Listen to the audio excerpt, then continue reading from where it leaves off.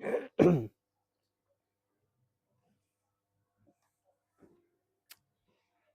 group ជំរាបសួរទៅកាន់ពុកម៉ែបងប្អូនទាំងអស់គ្នាហើយថ្ងៃនេះវិលមកជួបខ្ញុំបានម្ដងទៀតហើយថ្ងៃនេះដែរខ្ញុំមានសាច់រឿងថ្មីមួយទៀតហើយដើម្បីយកមកដំណើរចែកជូនទៅកាន់ពុកម៉ែបងប្អូនណាហើយរឿងរបស់យើងថ្ងៃនេះគឺជាប់ពាក់ព័ន្ធទៅនឹងការដាក់អំពើស្នេហ៍ណាដែលមានប្រិយមិត្តរបស់យើងម្នាក់ហ្នឹងគាត់បានចែកចម្លែកនៅសាច់រឿងហ្នឹងមកដោយផ្ទះរបស់គាត់ហ្នឹងគឺហាក់បីដូចជាមានអ្វីម្យ៉ាងចម្លែកដោយសារតែពីមុនមកផ្ទះគាត់ហ្នឹងគឺដូចជាមានហៅថាមនុស្សស្លាប់ពេលដែលស្លាប់ហើយគេយកសាកសពហ្នឹងមកកប់កន្លែងដីឡើងផ្ទះដែលគាត់ធ្វើហ្នឹងអាហ្នឹងតាមតាហៅថាតាទូតគាត់ប្រាប់ហ្នឹងបងប្អូនពីរឿងហ្នឹងមកតែមិនថាផ្ទះរបស់បងប្រុសហ្នឹងគាត់ធ្វើចំកន្លែងដែលគេនៅមកសាហាវលងសាហាវបងប្អូនអញ្ចឹងពេលខ្លះបងប្អូនស្ដាប់ពេញមីននិយាយរឿងគ្រួសារពេលខ្លះបងប្អូនមានអារម្មណ៍ថាធុញក៏បដូរបរិយាកាសនាំអារម្មណ៍បងប្អូនមកស្ដាប់នៅសាច់រឿងរន្ធត់ម្ដងកុំឲ្យថារឿងគ្រួសារច្រើនពេកណាអញ្ចឹងបងប្រុសគាត់បញ្ជាក់ថារឿងដែលដាក់អំពើស្នេហ៍នេះគាត់គេថាគ្រួសាររបស់គាត់ត្រូវបានលោកគ្រូមន្តអាគមម្នាក់ហ្នឹងគាត់ដាក់អំពើស្នេហ៍ទៅលើគ្រួសារគាត់មកដោយមិនដឹងថាមូលហេតុអីទេតាមមិនដឹងប្រហែលជាគាត់មានហៅថាគំនុំគុំគួនឬក៏មានគោលបំណងអ្វីឲ្យប្រកបទេបានជាដាក់អំពើស្នេហ៍អញ្ចឹងគ្រូមន្តអាគមហ្នឹងគាត់ចេះខ្លាំងអាស្រមរបស់គាត់បងប្អូនគឺមនុស្សធម្មតាគឺតែអាចចូលបានទេអញ្ចឹងបងប្អូនឆ្ងល់ហើយចុះមនុស្សមិនធម្មតាហ្នឹងវាមិនបានន័យថាអាស្រមរបស់គាត់ពេលដែលចូលដំបូងគឺដូចជាមានអ្វីមួយយ៉ាងចម្លែកហ្នឹងខាំងមិនឲ្យយើងចូលទៅទេទោះតែលោកគ្រូហ្នឹងគាត់អនុញ្ញាតឲ្យចូលមិនចូលបានចំពោះភ្ញៀវដែលចូលទៅកន្លែងគាត់ហ្នឹងអញ្ចឹងបងប្រុសដែលគាត់ឈ្មោះថាបងប្រុសភ័ណ្ឌហ្នឹងគាត់បានចែករំលែកសាច់រឿងពិតរបស់គាត់មួយគាត់បានចែករំលែកហ្នឹងគឺផ្ញើមកខ្ញុំយូរហើយតែខ្ញុំអត់បាននិយាយណាអញ្ចឹងគាត់និយាយថាគ្រួសាររបស់គាត់ពេលដែលរស់នៅក្នុងផ្ទះឬក៏នៅក្នុងភូមិហ្នឹងតែងតែមានរឿងចម្លែកកើតឡើងនៅក្នុងគ្រួសាររបស់គាត់ហ្នឹងហើយពេលដែលគាត់បងប្អូនគាត់ឈឺម្ដងក្អួតមកចាញ់ឈាមបងប្អូនដូចជាមានគេដាក់អំពើអញ្ចឹងគាត់ឆ្ងល់ហើយក្រុមគ្រួសារគាត់នោះរស់នៅមិនក៏មិនបានក្តីសុខគាត់ទៅរកគ្រូមើលពេលដែលទៅរកគ្រូមើលហ្នឹងគ្រូថាមានគេនឹងចង់ធ្វើបាបគ្រួសាររបស់ក្មួយហើយក៏គាត់សួរដែរគាត់ថាគេហ្នឹងគេពីណាគេចឹងគាត់ប្រាប់ត្រង់ម្នាក់ហ្នឹងគឺជាអ្នកដែលចេះមន្តអាគមអូមអាមខ្លាំងដែរជាគ្រូមន្តអាគមខ្លាំងខាងផ្លូវអង្គិតហ្នឹងអញ្ចឹងហើយប្អូនឯងហ្នឹងទៅមានគំនុំអីជាមួយគេបានគេដាក់អំពើអញ្ចឹងគេហ្នឹងគេចង់សម្លាប់គ្រួសាររបស់ប្អូនឯងទាំងអស់ហ្មងអញ្ចឹងគ្រូហៅថាគ្រូខ្មែរហ្នឹងគាត់ប្រាប់ត្រង់អញ្ចឹងពេលនោះក៏គាត់សួរទៅគ្រូខ្មែរដែរគាត់ថាអញ្ចឹងមានវិធីអីដោះស្រាយអត់គ្រូបើសិនជាគ្រួសារខ្ញុំមានបញ្ហាអញ្ចឹងលោកគ្រូជួយខ្ញុំបានអត់គាត់និយាយអញ្ចឹងលោកគ្រូគាត់ថាពិធីវាចេះតែមានហើយក៏ប៉ុន្តែវាត្រូវមានតំណឹបដែរបងប្អូនហេមិនចេះជួយទៅណាបងប្អូនគាត់និយាយត្រង់គាត់ថាពិធីចេះតែមានប៉ុន្តែគ្រូនឹងវានិយាយទៅវាគ្រូមុខលុយដែរទេតែអ្វីដែលគាត់និយាយគឺជាការពិតបងប្អូនគាត់និយាយអញ្ចឹងគាត់ថាបើសិនជាចង់ឲ្យគ្រួសាររបស់ប្អូនឯងកិច្ចផុតពីការដាក់អំពើទៅលើក្រុមគ្រួសារឬក៏បងប្អូនរបស់ក្មួយឯងណាក្មួយឯងត្រូវធ្វើតាមគ្រូគាត់យកផ្តិលបងប្អូនផ្តិលលោកដែលលោកព្រោះទឹកឲ្យញាតញោមណាយកផ្តិលមកគាត់ដាក់កមួនដាក់អូបល័យស្នេហ៍គាត់ស្អីខ្លះទេកោវឹកព្រោះដាក់បងប្រុសហ្នឹងជាមួយនឹងក្រុមគ្រួសារគាត់អញ្ចឹង Vì để từ đó tè quát ao yuan đi chia sẻ má quát chung mình tè quát mong buổi giúp láng quát vậy tha khủ nữa cứ ban pra tha bình nhiên mau nạm mà luôn lô mà lại quát mong bon pro nó có thà quát coi nó còn tè bông ở đây hứng vô cho vô là quát mơ từ mốc tè bỏ quát khơi mình nước say mà nè đã min cả bà thì cho được mốc từ bọn tè quát mỏ của bọn ý sẽ hai mình đến vì để quát khơi mà plate môi mình sẽ xảy ra các bà nó bắt chẳng ở đằng thanh na thế có bắt trái quát khơi nhà mình ấy đấy bọn bọn nó không của xa quán lừa lừa té buộc té quát gì để bị té chớ hay là ngờ hàng cầu nó cứ từ lì thòm ra thế rồi vì để quát khơi chẳng quát nó phẹp ở bụng mà đại bà quát phẹp ở bụng mà đại bà quát á bụng mà đại của quát nó có ót vậy cho mỗi quát á được xa tại kết thả quát nó cứ hai chia được vía chứ bàn chân tay ta bất cứ mau chân cụ muốn được cung nước ba mau ở sầm lập cùng cụ xa năng một bùa mà đang thật cung côn bị nà mau đây tam cặp bất đó cụ nữa tờ tua si chua sầm lập mà nụ một tam phơi ngất nữa hai bên đến trắng cụ nó phải hai chia tờ tua sầm lạ cái bàn phơi chân trắng cụ máy các bạn kẹp bà sân chia không cụ xa là bọc môi ấy đó mình cha tranh bị phun nâng té đó cứ thử tại slap tại ó quát vậy thoáng mà quát tha bà sân chia luôn nơi mà năm đi đó cứ thử tại slap vào thôi của muốn là cốm là bao là cũ đó khăn mình đèn hơi thả bò thì và khăm máu chứ một bồn chỉ bò thì mà một bộ là ngấn nước màu màu mà trâu dần thật là nông luôn là bò không hồ xa là bò bò trâu đó biết chậm lại chứ bây để khơi và phụ không ai ăn mà đúng nó vì trâu dần thật mà đúng không một bồn trong bây giờ hai thà bây để trâu hói dưỡng chặt ở trên này thì nó bò bố lọp khơi nè để thử không ai trâu ấy mà này bây để không ai trâu một bồn cứ chạm ở trên này thì một bồn kèm nè cả cho trên này đây tại một bồn là lọp mọi chỗ chui của mình đẹp với phó rồiประมาณថ្ងៃនេះបងប្អូនបាត់តាណាហើយអត់ឃើញចូលមកស្ដាប់រឿងអេដមីនស្ងាត់មែនទេហើយសុខទុក្ខយ៉ាងណាដែរបងប្អូននិយាយចូលសាច់រឿងទៅសួរសុខទុក្ខទៅកាន់បងប្អូនសុខទុក្ខសុខសប្បាយធម្មតាទៅហើយកំពុងធ្វើអីស្មាននឹងញ៉ាំបាយញ៉ាំទឹកនៅហើយលោកឪពុកនិងអ្នកម្ដាយហ្នឹងស្មាននឹងកំពុងតែធ្វើអ្វីដែរឯកូនកំពុងតែនិយាយរឿងទេជួយ like ជួយ share ជួយ comment ជួយ subscribe ម្នាក់មួយផងព្រោះជា channel ថ្មីបងប្អូនអញ្ចឹងតមករឿងយើងវិញពេលដែលគាត់ត្រូវអំពើរបស់គ្រូហ្នឹងបងប្អូនគាត់ចាប់ផ្ដើមមានអារម្មណ៍ថាក្នុងខ្លួនរបស់គាត់ដូចជាអត់ស្រួលហៅថាវាឈឺពោះណាអញ្ចឹងគ្រូហ្នឹងគាត់យកតុក្កតាដែលទាតុក្កតាឈើទេគាត់យកបរមរបស់សីមាហ្នឹងគាត់យកបរិហិតកកមកអញ្ចឹងប្អូនស្រីរបស់គាត់ហ្នឹងគឺត្រូវបានគ្រូមន្តអាគមហ្នឹងរឹតកកបងហាមែនទេ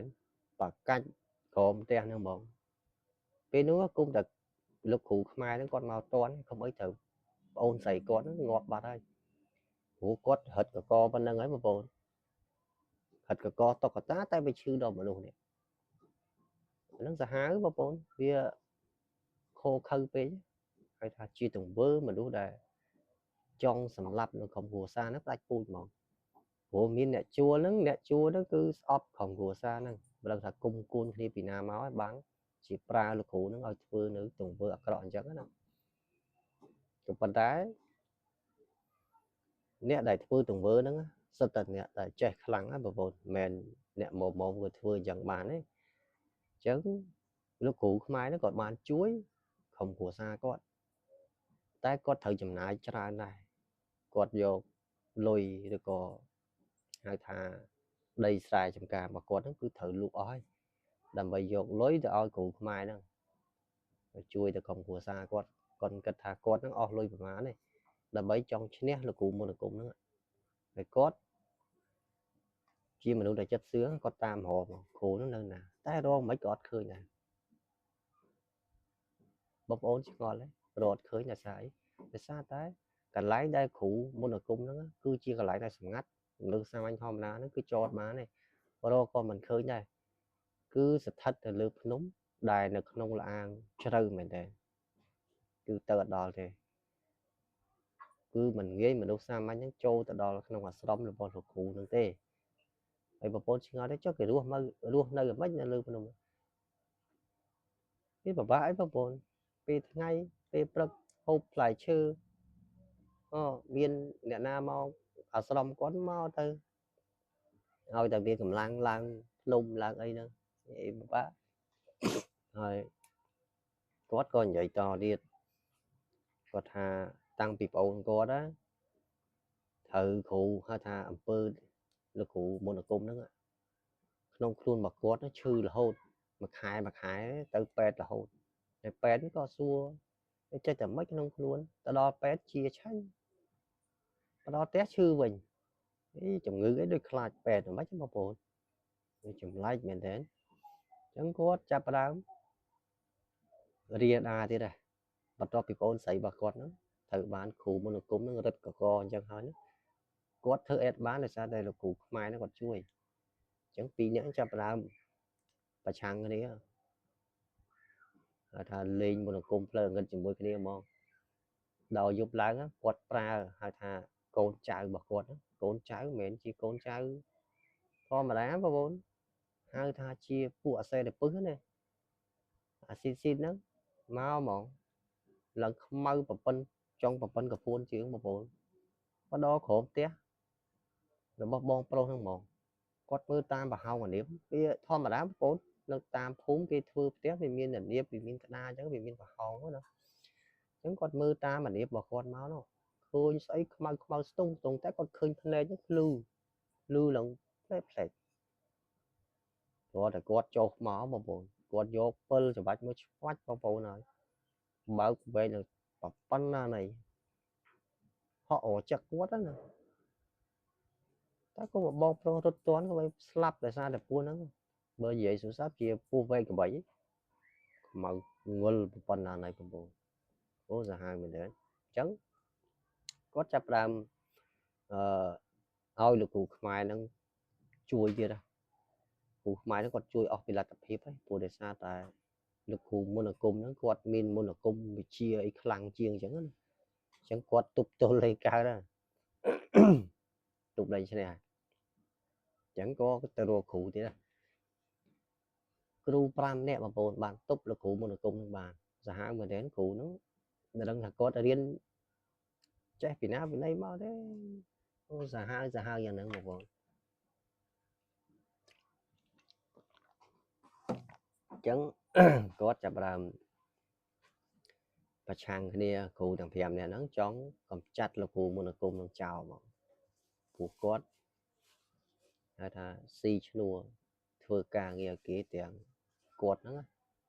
មិនដឹងថាខ្លួនឯងធ្វើខុសហើយសម្លាប់គេមកពូជហ្មងគំនិតហ្នឹងគឺគំនិតអាក្រក់ហ្មងអញ្ចឹងគ្រូហ្នឹងគ្រូ5នាក់ហ្នឹងបងប្អូនគាត់ទ្រាំតែឈ្នះលោកគ្រូមន្តអាគមហ្នឹងគាត់សឹងថាក្អួតចាញ់មកឈាមហ្មងព្រោះគាត់ខ្លាំងពេកមន្តអាគមគាត់តែសូត្រវឹបមកហ្មងនឹងស្អីខ្លះទេតាំងពីពស់តាំងពីខ្មោចតាំងពីសត្វអសេរពឹសផ្សេងមកអស់ហើយតែផ្ទះរបស់គាត់ពាត់សេមាបងប្អូនពាត់ជុំវិញហ្នឹងទៅពាត់ដើម្បីអីពាត់ដើម្បីកុំឲ្យពពួកខ្មោចនោះចូលពេលដែលវាមកណាពេលដែលវាមកគឺវាប៉ះសេមាហ្នឹងគឺវាអាលាកមកវាហ៊ានចូលឯងអញ្ចឹងបងប្អូនពេលខ្លះមិនសូវជឿរឿងខាងបិជំនឿរឿងអំពើហ្នឹងទេសម្រាប់ admin គឺជឿ 80% មិនមែនថាមិនមានទេក៏ប៉ុន្តែអ្នកដែលចេះគេអត់អួតទេសប្តាហ៍ថ្ងៃហ្នឹងអ្នកចេះគេអត់អួតទេគេអត់អួតថាខ្លួនគេនេះចេះហៅថាមន្តអាគមអូអាវិជាអីណាបាំងប្រវាំងកាយណាគេអួតទេជារឿងសម្ងាត់ហើយចាស់គាត់អាសានិយាយចំនួនមុនណា châu prey châu ấy có tay ta miên môn vị chia rồi có bật lây có cà phê luôn kháng nè mồm từ mũi quạt á phê kháng mình miên chỉ vật mà vấn thế là sao ta prey nữa á cứ chỉ prey vùng về tu bay chi mình miên tự nhiên mau được có mà đồ mến còn phần tái mà đâu dưới bây để châu tới prey nó việt hùng chẳng biết ai vùng về slap được không prey còn miên này vì cho nón môn lại là ông trả chác của lọt miên bật 16 đó nè chụp hai tha sật tại phụ nè khấm ấy sật tại nè priêm là phẩm manh tạm không prey nó trẻ cùng trẻ vị chi ấy nó ra gần đây chẳng của xa nó á tờ rom tại kích pot vì môn cung là bò lục ta đó ở là bò lục hụ môn cung đó mà ai có thử slap bằng bộ với để mà ai có slap này hụ môn cung nó chập đào thao thế chập đào trong sòng cốt không của xa nó phải slap biết đang thằng cung con luôn cung côn cái này được ấy để bộ cái đọt nặng sầm lập cái này được bên màu chẳng có bia biết thử bằng bộ chẳng lúc hụ môn cung mai thằng phèm đấy đó quất bán bần sạp ẩm pơ à thà vì nhiên lần không bỏ quất nữa bỏ lục ta để quật vương mình cũng đã khổ ra nữa tôi nói là sao mà bồn hai mà đai quật slap mà bồn pu hay bỏ quật rất là đây cô thì không pu một ô giờ hà như để cô hay miên bay bay cho việc bay cái đồ sạch manh được không pu không một hơi tật cơ cho cùi khai bên đến chẳng sầm nạp bọc bồn này quật miên bánh ha chim muối nè là sệt na đây còn nè là mình drop score ba từ kịch kia như là chia sẻ cái từ cái class cáiประกันយើងគេអាចបំផ្លាញយើងតែមួយដំពេចក៏មានដែរបងប្អូនមនុស្សយើងគឺចិត្តតែដូចគ្នាទេបើចិត្តដូចគ្នាចប់ហើយបងប្អូនមិនហៅថាមនុស្សបងប្អូនមនុស្សវាកើតមកវាតែងតែមានអត្តចរិតខុសគ្នាឬក៏ចិត្តខុសគ្នាចំណងចំណូលចិត្តក៏វាខុសគ្នាដែរអញ្ចឹងក្នុងគ្រួសារហ្នឹងបានសម្រាប់ចិត្តថាលក់ផ្ទះហ្នឹងឬក៏ដីហ្នឹងបងព្រោះដីហ្នឹងពីមុនមកមានដំបូកធំមួយដំបូកហ្នឹងអ្នកភូមិគេតែងតែឃើញភ្លើងហ្នឹងវាហោះចូលនៅក្នុងដំបូកហ្នឹងមកដែលអ្នកភូមិហ្នឹងគាត់និយាយថាភ្លើងហ្នឹងគឺជាភ្លើងព្រាយបងប្អូនហោះចូលក្នុងដំបូកហ្នឹងឲ្យតែថ្ងៃសិលហោះចូលមកអញ្ចឹងអ្នកភូមិដែលរស់នៅចិត្តហ្នឹងពេលដែលគាត់ទៅឆ្លងកៅឆ្លងសัตว์នៅចិត្តផ្ទះរបស់គាត់ហ្នឹងគឺត្រូវតែខ្មោចទៅលោមកកន្លែងដំបូកហ្នឹងគាត់ពុំមកចាប់កៅសុកចាប់ក្តាមហ្នឹងគាត់លឺសំឡេងមនុស្សស្រីយំកន្លែងដំបូងយំហូចាំបាច់ពិលមើលក៏អត់ឃើញចាំបាច់ទៅមើលកន្លែងដំបូងក៏អត់ឃើញអាយ៉ាចាប់ដើមលឺក្បាលខ្ញាក់ប្រហើយហើយអ្នកភូមិហ្នឹងគាត់ទៅគ្នាពីរនាក់ចាំបាច់ពិលផ្លឹបឃើញកៅមួយធំប៉ុណ្ណេះបងប្អូនគាត់ថាជុំកៅមួយធំម៉ែអញមិនដែលឃើញពិលភ្នែកញីភ្នែកខ្លួនឯងណាញីតិចញីអ្នកភូមិពីរនាក់ហ្នឹងណាហើយគាត់ហ្នឹងជាអ្នកផឹកស្រាទៀតវងសឿងទៅកៅមកក្តាមមកខ្លោមីគាត់ហ្នឹងណាញីភ្នែកផ្លឹបអត់នៅតែឃើញធំអញ្ចឹងប៉ុណ្ណេះបងប្អូនធំមែនទេហក់ចាប់បបបងប្អូនផ្លឹបមានណាចាប់ចំមកអីនោះអូមែនទេបងប្អូនធម្មតាតំបន់ព្រៃវាតែងតែមានអីនោះហ្នឹងបងប្អូនឆ្ងល់ស្អីគេអីនោះអានឹងរបស់ធម្មជាតិមនុស្សយើងបងប្អូនមិនឆ្ងល់ទេពេលនោះមិត្តភក្តិគាត់សោយបដ ாய் ហើយចូលលក្ខណៈកំ pl ែងទីបងប្អូនគាត់សោយគាត់ថាអូឯងទៅចាប់កៅទៅចាប់អីអញ្ចឹងគាត់សោយខ្មោចនេះវាចេះលោមអញ្ចឹងទៅកើតបងប្អូនអញ្ចឹងក្រុមគ្រួសារគាត់បានដាក់ផ្ទះឬក៏ដីហ្នឹងលក់បដ ாய் អត់អ្នកភូមិណាហ៊ានទិញទេព្រោះដីហ្នឹងជាកន្លែងដែលកប់ខ្មោចពីមុនមកក៏ជាដំបូកឬក៏ជាមានតែព្រាយអមនុស្សអញ្ចឹងណាអញ្ចឹងគេហ៊ានទិញទេតែទិញទៅមានបញ្ហាគេទិញទេចឹងសាច់រឿងរបស់បងប្រុសគាត់បានចែកចម្លែកមកជារឿងដែល កើតឡើងនៅក្នុងក្រុមគ្រួសារគាត់មកតែគាត់ម្ដាយគាត់ហ្នឹងស្លាប់ចោលគាត់បាត់ដោយសារតែគ្រូមន្តអាគមហ្នឹងគាត់ដាក់អំពើមានតែគោនៅក្នុងខ្លួនក្អួតគាត់ថាពេលដែលគាត់ក្អួតដំបូងចេញឈាមធម្មតាតែពេលដែលឈឺទៅក្អួតលើកទី2ទី3ក្អួតមកចេញតែគោមកអូសាហាវមែនទេគ្រូនេះដាក់អំពើសាហាវរបស់គាត់អូខេបងប្អូនយើងជួបគ្នាថ្ងៃស្អែកជាបន្តទៀតហើយថ្ងៃនេះគឺមានតែប៉ុណ្្នឹងទេថ្ងៃស្អែកគឺខ្ញុំមានសាច់រឿងថ្មីទៀតដែរបងប្អូនហើយសម្រាប់បងប្អូនដែលថ្មីកុំភ្លេច Subscribe ឆានែលថ្មីរបស់ខ្ញុំបាទផងដើម្បីទទួលបាននៅសាច់រឿងថ្មីទៀតពីខ្ញុំបាទអូខេបងប្អូនថ្ងៃស្អែកចាំជួបគ្នាទៀត